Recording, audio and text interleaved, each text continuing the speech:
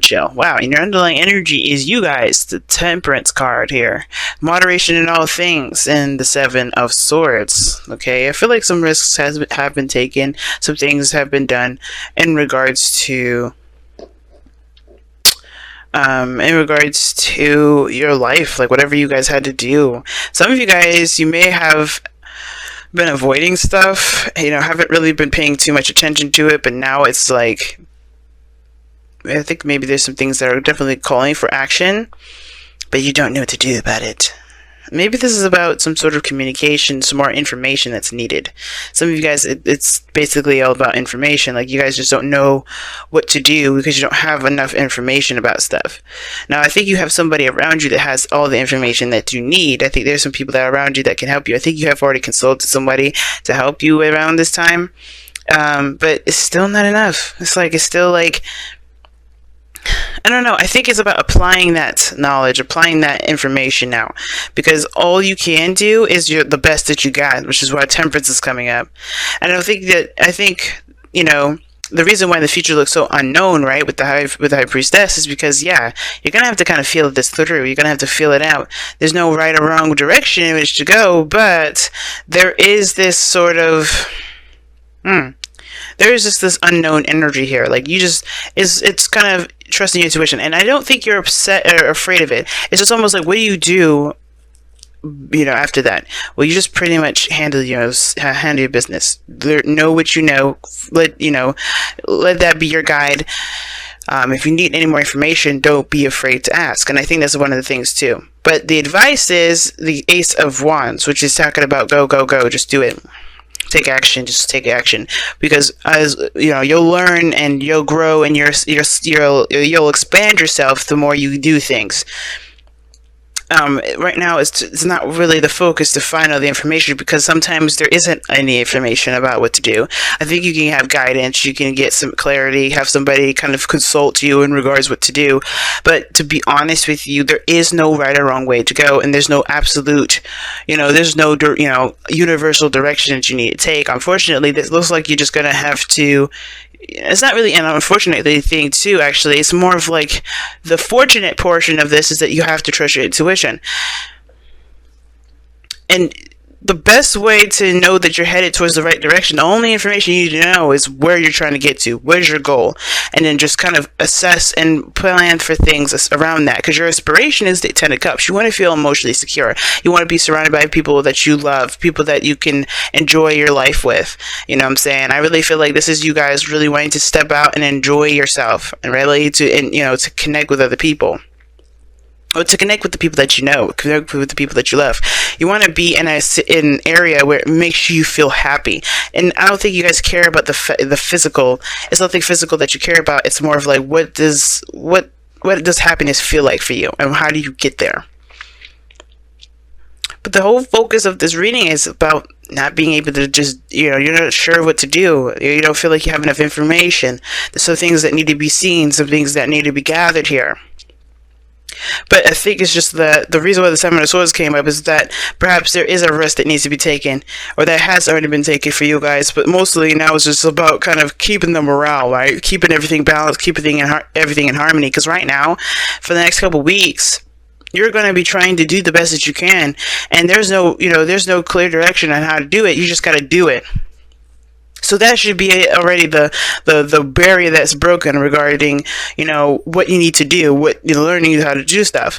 And how am I reading all of this, right? I'm just like going about just telling you stuff. Well, we could start from the very beginning here. The Eight of Swords talks about being blinded, blinded by your thoughts, focusing on what your mind is saying, and all the the clutter that's going on up top. And the reason why is because of this Page of Swords, excuse me.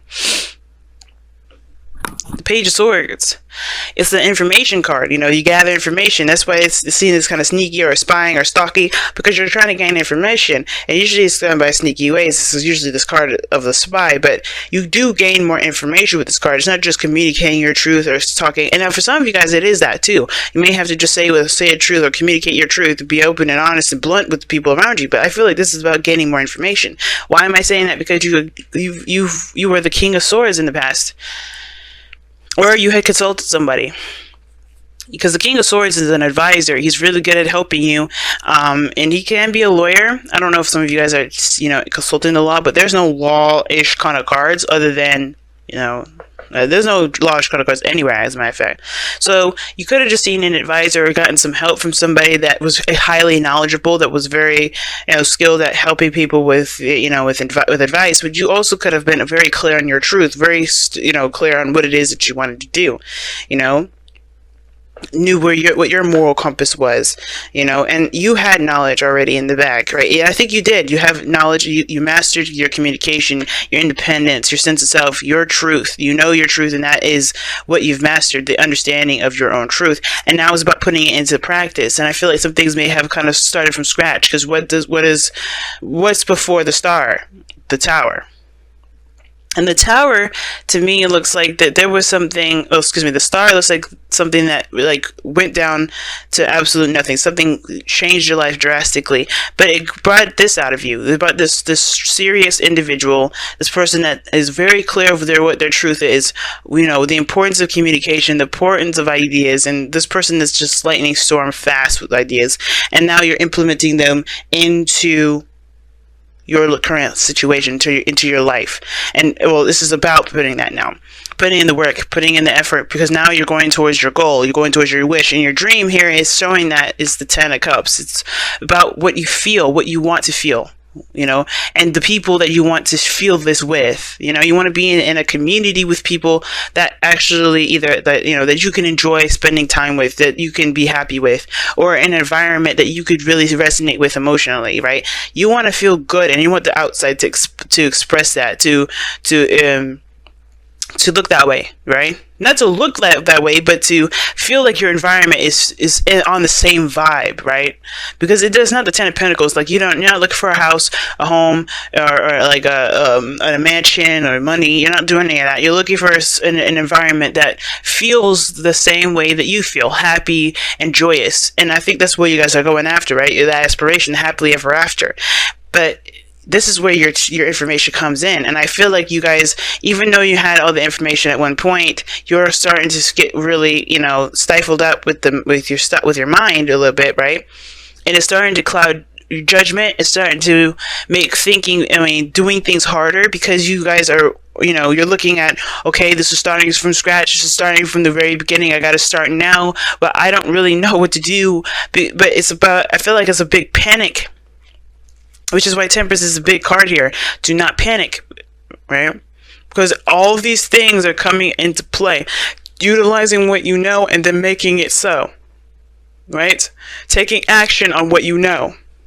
Taking action on what you know. Because I don't think this is really someone else. I think there's an air sign, Gemini, Libra, Aquarius around you, but I don't think that this is exactly someone else. I think this person here is pretty much reminding you of what you know, if anything. Because remember, I feel like I kind of believe that we all have the knowledge we have all the knowledge within us. We just have people, places, and things to help us remember, so we can be able to access that part of our brain, to access that sense of knowledge. And I feel like this is you guys, though. Still, I don't really see this as anyone else. And as much as I would love to see you guys as fire energy, it's understandable. If you guys are going to start something new, you want information.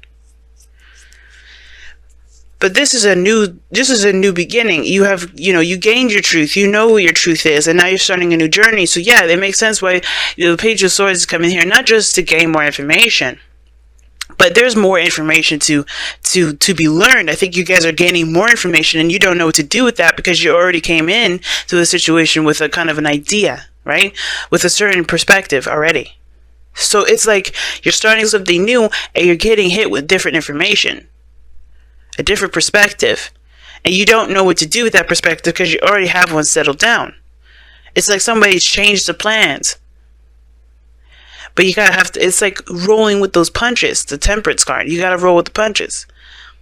Find the balance, find the harmony in it, and by doing that, you just keep going on your path, utilizing what you know, and seeing what this new perspective can offer you, and trying to figuring out whether or not you could assess it, and then if you can't, keep moving. Because all in all, where you're going right now is a mystery to all of us. Not because it's like, well, you don't know where you're going, you don't know what it is, whatever. No, it's like the most important thing you need to be looking at towards your future is that you're following your intuition, and that's it. Because if you know where you're going, if you already have your aspiration here, which is the Ten of Cups, that's a done deal. We got that you're going there. But how you get there, what your next steps will be, that's up to you. That's what your intuition says. And everybody's intuition for situations like this is very different. So you have to trust your intuition with this. But you see, your goal and ambition is to start something new, just to start something, get something rolling, get some movement going here. For some of you guys, this is rekindling an old flame. Getting that passion back. But remember, getting that passion back is very easy because you just remember what your aspirations are. What is your North Star? What is your goal?